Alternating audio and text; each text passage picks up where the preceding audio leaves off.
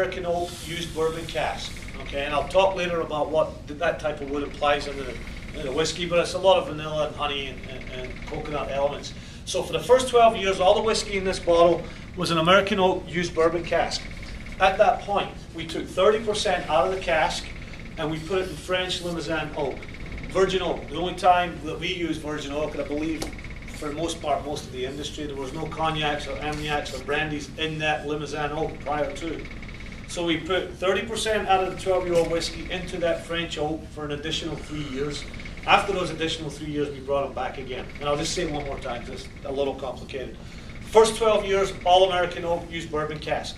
We took 30% out of that cask and we put it in French oak.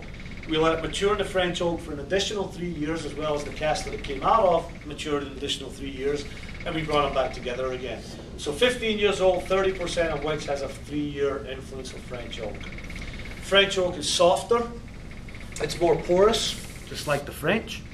Except when it comes to rugby. They're kind of tough. I don't even want to talk about rugby. Scotland is so bad. Anyway, so because it's more porous, because of the effect it has on the whiskey, it basically holds back a lot of some of the harsher elements that were still even in the 12, some of that little spicier, peppery element that was still in our 12. So in essence, this whiskey is a lot softer, has a little more of a buttery, creamy essence to it, both on the nose and the mouth. It's probably one of the most palatable, easily approachable whiskies.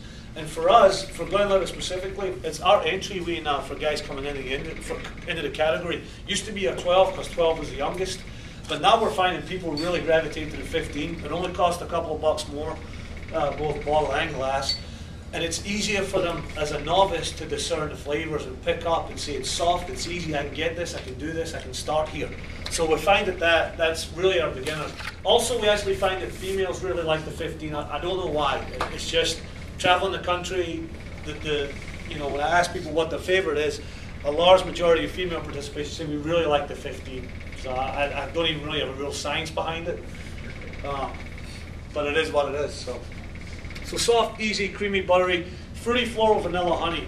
That's the 4 core flavors that are going to be in every Glenlivet you taste. They're going to vary a little in complexity and balance depending on the casks. But that's all in that whiskey. Fruity, floral, vanilla, honey, creamy, buttery, a little bit of a citrus note. And if you don't get all of that,